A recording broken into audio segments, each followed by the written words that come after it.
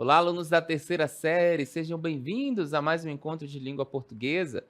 Eu sou o professor Rodrigo Ribeiro, ministrante de língua portuguesa, isso mesmo. Vamos à nossa aula número 17, olha só. Temos como objeto de conhecimento, né, literatura, cinema e literatura. E como detalhamento, análise de produções cinematográficas baseadas em obras da literatura brasileira, apreciação das seguintes produções cinematográficas: O Alto da Compadecida, do ano 2000, né, de Miguel Arraes, baseada na peça teatral homônima de Ariano Suassuna, Cidade de Deus, né, de 2002, de Fernando Meirelles, baseado no livro de Paulo Lins, A Hora da Estrela, de 1985, de Susana Amaral, baseado no livro de Clarice Lispector. Temos também Memórias Póstumas de Brás Cubas, né, de 2001, de André Klutzel, baseado no livro de Machado de Assis. Vidas Secas, de 1963, de Nelson Pereira dos Santos, baseado no livro de Graciliano Ramos.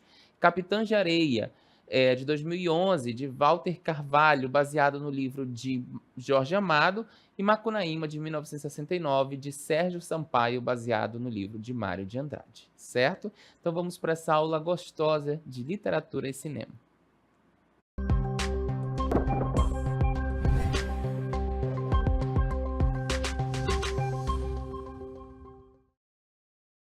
Muito bem, pessoal, estou aqui nesse cenário maravilhoso, né, repleto de obras literárias, né, de livros, é como se nós estivéssemos numa biblioteca, né, e aqui ao fundo nós temos o que? O nosso cinema, né, tudo junto, os livros aqui ao nosso redor e o cinema aqui atrás, né, a tela de cinema aqui atrás. Então, nós estamos nesse cenário justamente para falar do texto à tela, literatura brasileira no cinema. Isso mesmo, nós temos várias obras, né, que passaram aí por um processo de adaptação, né, da literatura brasileira para o cinema brasileiro. Isso mesmo, muitas obras.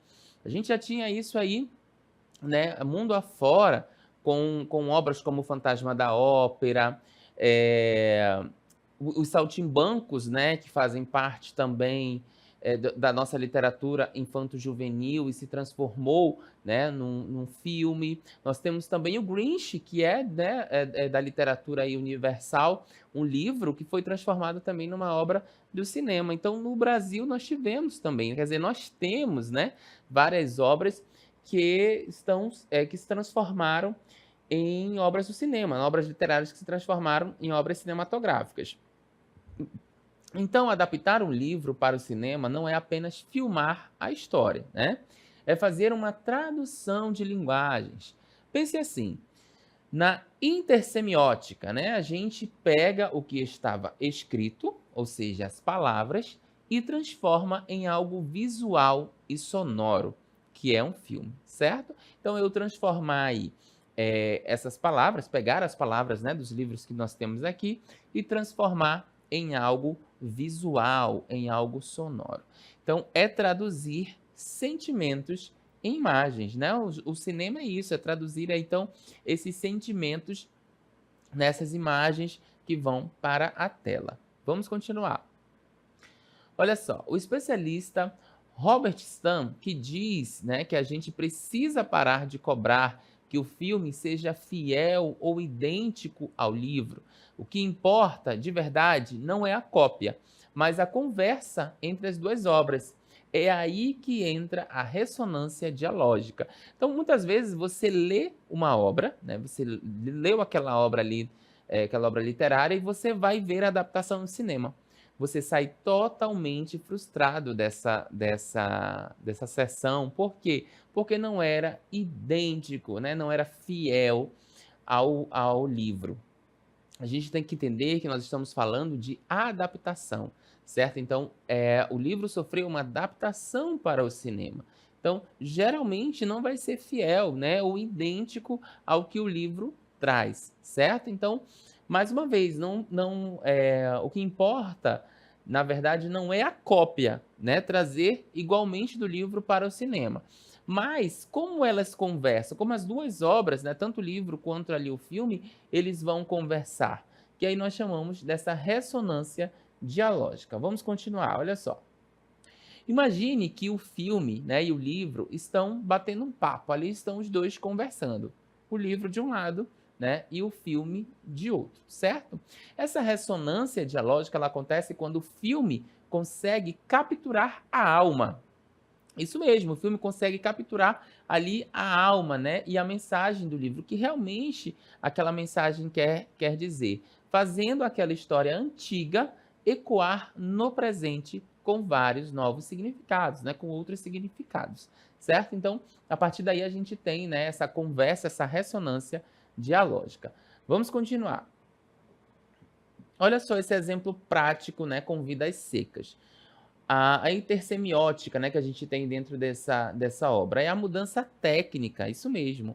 O que Graciliano Ramos descreveu com adjetivos, o filme mostra com luz forte e som de carro de boi, né? Então, lá na obra, né, de Vidas Secas, do Graciliano Ramos, ele traz vários adjetivos dentro da obra. Isso, né, no livro físico, ali na obra.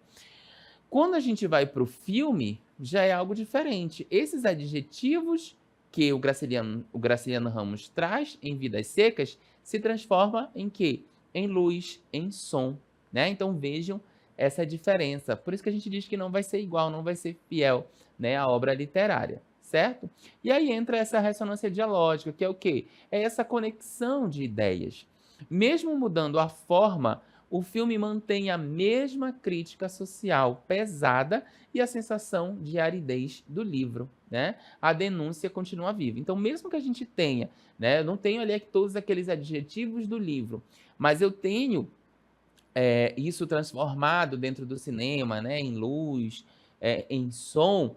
A gente tem, então, essa mesma pegada da crítica social, né? Pesada realmente, e essa sensação ali de aridez que o livro traz, né? E a denúncia vai continuar, tá bom? Continuando, então, quando um livro vira filme, o que se ganha e o que se perde, né? O que a gente ganha e perde aí quando esse livro ele vira, então, um filme? Quando o livro vira filme, acontece uma troca clara. Você perde a liberdade de imaginar os detalhes do seu jeito, já que o diretor entrega o visual dos personagens e cenários prontos. Quando você está lendo uma obra, você tem toda, né, uma formulação ali na sua cabeça de imagem daquela obra, né? O cenário, as expressões dos personagens, a roupa que se estava usando, você cria, né? Você tem essa imaginação. Então, quando esse livro é transformado num filme, a gente tem então essa troca, né? Claro que você vai perder essa liberdade de criação, de imaginar os detalhes do seu jeito, porque no filme o diretor já coloca exatamente como ele enxerga, né? Ele vai entregar esse visual dos personagens, do cenário, tudo pronto. Você não vai precisar então imaginar, né, e criar isso na sua mente, ok? Continuando, por outro lado, você ganha o quê? Impacto e emoção, pois a música, as cores e a atuação dos atores transformam aquelas palavras do papel em uma experiência viva e intensa, que sai da sua cabeça e passa a ser vista e sentida na tela, tá? Então, a gente tem essa perda, né, logo no início da imaginação, mas você vai ganhar o quê? Em emoção, impacto, né? Por quê? Porque o filme ele traz as músicas, ele traz as cores, a atuação desses atores, né? Que vão transformar aquelas palavras, né, que estão ali no papel em realmente uma experiência real, uma experiência intensa, né? Que vai sair ali da sua cabeça e vai continuar passando, né? Vai ser vista ali e sentida naquela tela do cinema, ok? Continuando, as 3 camadas da adaptação. Então veja que nós estamos falando de um livro, né? Eu tenho uma obra literária que foi transformada então em um filme. Foi transformada em um filme, certo? E aí a gente tem então essas três camadas, ó. Essas três camadas de adaptação. Primeiro, a narrativa, que é o enredo e a estrutura, né? Como que a gente vai ter essa narrativa? Como é que vai ser esse enredo e essa estrutura? Depois nós temos a estética, né? Que é a linguagem visual e sonora. E por último, a cultural, o contexto de produção e recepção. quando a gente adapta uma obra literária, né, para um filme, a gente passa por essas 3 camadas de adaptação, tá bom? Esse processo, né, de tradução, ele vai ocorrer nessas 3 camadas, que estão interligadas, né? Então, a narrativa, ela vai ajustar a estrutura e o enredo, né, as limitações de tempo, a estética, que converte o estilo literário em linguagem de luz, som e montagem, e a cultural, que atualiza os sentidos da obra original para que ela, então, dialogue, né, com o contexto histórico e as expectativas do público contemporâneo. Isso mesmo. Continuando, a adaptação, ela opera através de operações de redução, de expansão e transformação, tá? Então, nós analisaremos como cada filme, né, da lista que nós vimos no início da nossa aula, exemplifica essas operações, tá bom? Então, não esqueçam, essas operações de redução, expansão e transformação, tá bom? Vamos começar com a nossa primeira obra, olha só. Temos a adaptação com interpretação, né? O caso A Hora da Estrela. Então, A Hora da Estrela é um texto, né, uma obra da Clarice Lispector. A Hora da Estrela, que é uma obra, né, da Clarice Lispector, a gente tem personagens bem marcantes, e aí a gente tem uma adaptação de Suzana Amaral, que foi aí a diretora do filme, né, do romance de Clarice Lispector. É um caso pragmático de tradução da subjetividade, ou seja, traduzir a interpretação, né? Enquanto o livro ele opera através do fluxo de consciência do narrador personagem ali, que é o Rodrigo S.M., e da personagem Macabea, o filme ele vai optar por uma abordagem minimalista e sensorial, tá? Continuando, a câmera próxima ao rosto, né, de Marcélia Cartacho, que é a atriz que interpreta a Macabeia no filme, os silêncios prolongados, a fotografia opaca, tudo constrói a interioridade através do cinema e do olhar, certo? Então, quando, né, a diretora ela coloca, e a Suzana coloca todos esses aspectos, ela está trazendo, né, deixando aquele olhar de interioridade para dentro do filme que vai destoar um pouco da obra, certo? Nós vamos ver agora um trecho dessa obra, né, da Clarice Lispector, que não é a obra do cinema, mas ela é a reprodução exata do texto, né, do livro, no caso da obra literária, certo? É a parte em que a Macabeia vai encontrar a Madama Carlota, né, que é uma cartomante. Vamos dar uma olhadinha nesse vídeo, daqui a pouco a gente comenta mais sobre ele.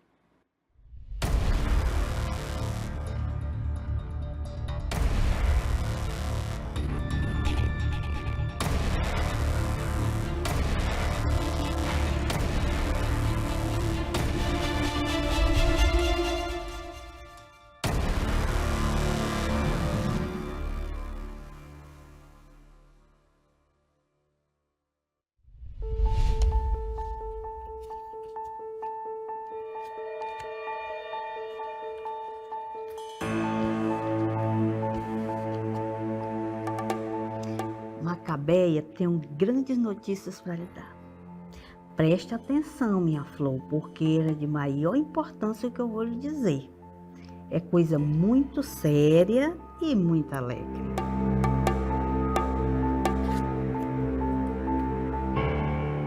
Sua vida vai mudar completamente. E digo mais, vai mudar a partir do momento que você sair da minha casa. Você vai se sentir outra. Fique sabendo, minha florzinha, que até seu namorado vai voltar e propor casamento. Ele está arrependido. E seu chefe vai lhe avisar que pensou melhor e não vai mais lhe despedir. Macabeia nunca tinha tido coragem de ter esperança, mas agora ouviu a madama como se ouvisse uma trombeta vinda dos céus. Enquanto suportava uma forte taquicardia, madama tinha razão. Jesus, enfim, prestava atenção nela. Seus olhos estavam arregalados por uma súbita voracidade pelo futuro. Eu também estou com esperança. Enfim,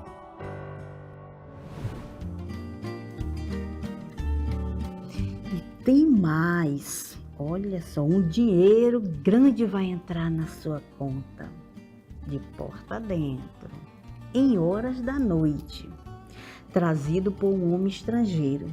Você conhece algum homem estrangeiro? Não, senhora. Pois vai conhecer. Ele é alourado e tem olhos azuis, ou verdes, ou castanhos, ou preto.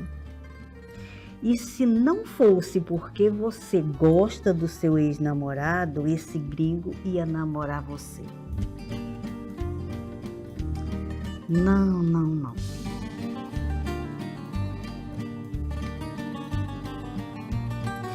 Agora estou vendo outra coisa. E apesar de não ver muito claro, estou também ouvindo a voz do meu guia. Ele está dizendo que esse estrangeiro parece se chamar Hans. E ele é quem vai casar com você. Ele tem muito dinheiro. Todos os gringos são ricos. Se não me engano, e nunca me engano, ele vai dar muito amor. E você, minha enjeitadinha, vai se vestir com veludo e cetim. E até casaco de pele vai ganhar. Macabéa começou a tremelicar toda, por causa do lado penoso que há na excessiva felicidade. Só lhe ocorreu dizer: Mas casaco de pele não serve pro calor do Rio. Pois vai ter, só para se enfeitar. E agora eu vou lhe dar um feitiço que você deve guardar dentro desse sutiã, que quase não tem seio. Coitada, bem em contato com a pele. Você não tem busto, mas vai engordar e vai ganhar corpo. Enquanto você não engordar, ponha dentro do sutiã chumaços de algodão para fingir que tem.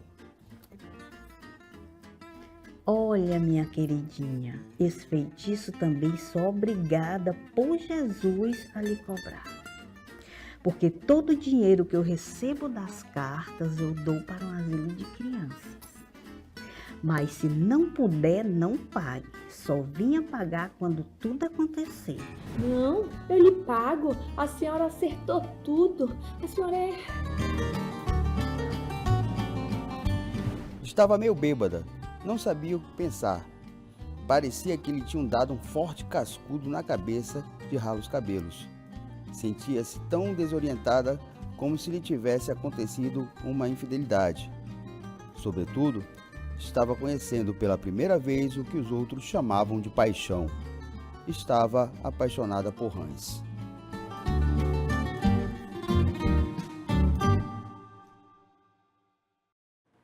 Muito bem, né? Então vimos aí o texto fiel, né, à obra de Clarice Lispector, né? Vejam que nós temos aí as nossas atrizes, inclusive vocês já conhecem, né, uma dessas atrizes aí que apareceu.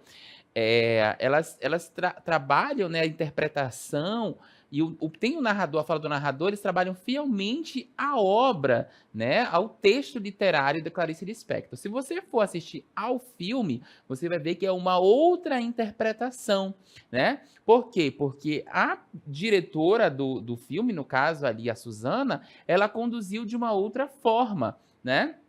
Então não está fielmente ao que está no texto. Esse vídeo foi para vocês verem a diferença. Tenho, lógico, despertar a curiosidade de vocês assistirem ao filme A Hora da Estrela, né? Aí de direção da Susana Lemos, que é inspirado na obra A Hora da Estrela de Clarice Lispector, tá bom? Vamos continuar com outra adaptação, que é a de Macunaíma, isso mesmo, olha só. A adaptação como releitura cultural, tá? O caso Macunaíma.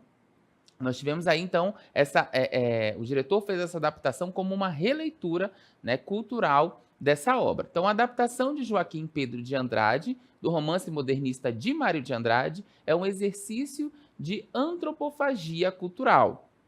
O filme transforma a linguagem experimental do livro, com suas fusões de registros linguísticos, em uma colagem visual e sonora que mistura o erudito e o popular, o nacional e o estrangeiro. Continuando, A famosa sequência da transformação do negro Macunaíma, né, Grande Otelo, no branco Macunaíma, Paulo José, é uma alegoria visual do processo de embranquecimento cultural brasileiro. O filme radicaliza a dimensão política do texto. Enquanto o livro de 1928 questionava a identidade nacional de forma ambígua, o filme de 1969, feito na ditadura militar, torna essa crítica explícita e corrosiva. A cena em que Macunaíma visita Brasília e é explorado por capitalistas mostra a atualização histórica da adaptação. A operação aqui é de expansão crítica. O filme acrescenta camadas de leitura que dialogam com seu contexto de produção. Assim como o livro misturava dialetos, o filme mistura estilos, o brega e o chique, o nacional e o pop. E usa a cena específica em que o protagonista negro se transforma magicamente em branco como uma crítica social.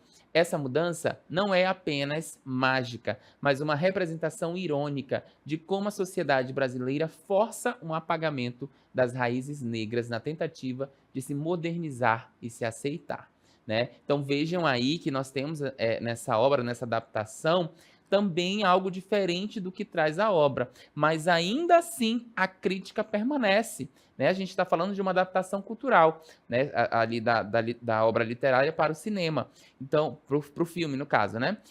A gente percebe então que essa crítica ela permanece, esses valores permanecem, mas ali podemos dizer, usar o termo, né? Com uma outra pegada, né, da direção artística do cinema. Vamos ver outra obra? Adaptação como construção de linguagem, que é o caso de Cidade de Deus, né? Um filme também, um filme brasileiro, Cidade de Deus. A transposição do romance e reportagem de Paulo Lins por Fernando Meirelles representa um caso de criação de uma linguagem cinematográfica equivalente à experiência de leitura, a edição frenética, a câmera na mão, né? Os travelings vertiginosos, que são o quê? Que dão ideia de uma viagem como se estivesse, né, rodando ali, girando, né, alguém tendo uma vertigem, né? A câmera ela faz esse movimento.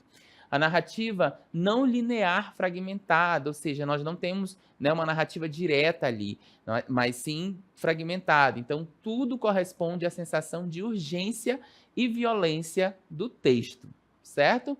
Segundo Napolitano 2018, o filme ele realiza uma estetização controlada da violência, que, diferente do livro, organiza o caos através de uma estrutura quase musical. Então percebam aí que o filme, né, ele traz essa estética controlada da violência. Já no livro, não. Ele organiza o quê? O caos, né, através de uma estrutura quase que musical. Ele faz essa transformação nessa linguagem, certo? A adaptação gira em torno, então, dessa transformação na linguagem da obra literária para o filme, ok? Vamos continuar? Olha só. A fidelidade temática, então, versus a liberdade formal dentro dessas obras, né? Então, a gente tem essa fidelidade do tema, tá? Versus o quê? Uma liberdade a fidelidade temática, né? Ser fiel à temática versus a liberdade, né? A liberdade formal. Então, nós usaremos o exemplo comparativo entre Vidas Secas, de 1963, e Capitães de Areia, de 2011, para mostrar diferentes abordagens de adaptação do realismo social brasileiro. Olha só essa tabelinha que eu trouxe para vocês. Nós temos aí, então, o elemento, no caso, né? O tempo narrativo, o foco, a estética e o final. Então, em Vidas Secas, de 1963, a gente tem um tempo narrativo linear, né, seguindo a marcha dos retirantes. Em Capitães de Areia, em 2011, é não linear, né, com flashbacks e sonhos. O foco de Vidas Secas é o coletivo, a família. Em Capitães de Areia, é o individual, né, o Pedro Bala como herói. A estética, nós temos o preto e branco, planos longos e o naturalismo. Já em Capitães de Areia, nós temos cores saturadas, câmera dinâmica e realismo poético. E o final é um final aberto, né, em Vidas Secas e pessimista, né, andavam. E Capitães de Areia a gente tem fechado com a esperança de redenção. Então veja que a gente tem, então, né, essa situação de ser fiel à temática versus essa liberdade formal, então, que o texto permite, certo? Olha só, vamos continuar aí falando, então, de Vidas Secas. Vidas Secas segue uma ética de resistência formal. A câmera quase documental, os silêncios, a ausência de música dramática. É uma adaptação que respeita, né, a cesse do texto de Graciliano. Capitães de Areia, né, já é diferente. Ele opta por uma estratégia de identificação emocional. A trilha sonora sentimental, o primeiro amor de Pedro Bala, né, a heroização do líder. É uma adaptação que atualiza o texto para um público contemporâneo, mas que pode perder a força política do romance de 1937, que era mais coletivo e menos centrado em um protagonista. Certo? Então, qual é a abordagem mais eficaz, né, para transmitir as críticas sociais dos livros? Isso é uma reflexão que a gente traz aqui.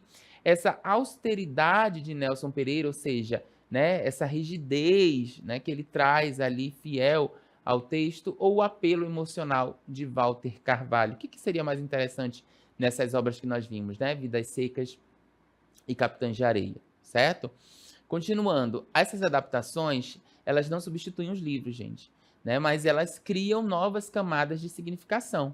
Assistir a um filme adaptado é entrar em um diálogo entre duas obras de arte independente, tá? Então, são artes independentes. Eu tenho obra literária e tenho um filme, né? Então, eu preciso, se você leu a obra e assistiu ao filme, é preciso ter esse diálogo, né, entre essas duas obras, tá bom? E aí nós vamos para um outro tópico, quase encerrando a nossa aula, que é o cinema novo, né? E o que é esse cinema novo? Viram aí que nós trouxemos obras bem antigas, né, e obras também atuais. E esse cinema novo, ele surge nos anos 60 com o lema Uma câmera na mão e uma ideia na cabeça. Esse movimento rejeitou o estilo hollywoodiano, né, que eram filmes caros, cenários artificiais, para buscar a identidade nacional.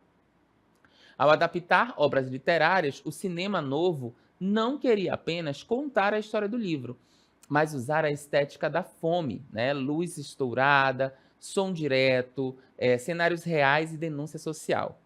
Vamos ver como isso aparece nas obras e como o cinema atual dialoga ou rompe com essa tradição. Por exemplo, no Alto da Compadecida traz a estética televisiva e o teatro popular, né? E ao mesmo tempo a gente tem o teatro popular ali inserido no Alto da Compadecida. Quem assistiu ao filme, né, consegue fazer então essa distinção. Em Memórias Póstumas de Brás Cubas, né, usa a quebra da quarta parede para traduzir a ironia machadiana. E em Capitães de Areia, busca um lirismo solar para retratar a Bahia de Jorge Amado. Né? Então percebam aí que nós temos, né, esse cinema novo, a ideia justamente da câmera na mão, né, trazendo a realidade mesmo. Então, retratar a Bahia que Jorge Amado colocava ali na obra, né, quebrar essa quarta parede para traduzir essa ironia machadiana, né, em Memórias Póstumas de Brás Cubas, trazer o teatro popular, né, atrelado à televisão lá em Alto da Compadecida, né? Então, quando a gente trabalha essas obras, né, o objetivo não é perguntar o que faltou no filme, mas sim como o contexto histórico do diretor mudou a leitura da obra. O cinema novo politizou a literatura, o cinema contemporâneo a espetacularizou. Entender isso é formar um leitor crítico das mídias. Então, olha só o que traz aí, ó. O cinema novo, né, ele vai o quê? Politizar essa literatura, né? E o cinema contemporâneo vai fazer o quê? Espetacularizar essa mesma literatura. Mas para isso a gente precisa ter claro, né? Quando a gente vai fazer essa leitura da obra e vai assistir a um filme, a gente precisa isso ter claro. Para quê? Para que a gente tenha leitores críticos de mídias, né? No caso dos filmes, tá bom, pessoal? Então é isso, espero que vocês tenham gostado da nossa aula, né? Uma aula bem interessante, diferente aí dos outros conteúdos que nós estamos trazendo, que é cinema e literatura. Espero que vocês tenham gostado, eu vou ficando por aqui, a gente volta numa próxima oportunidade. Até lá, tchau, tchau.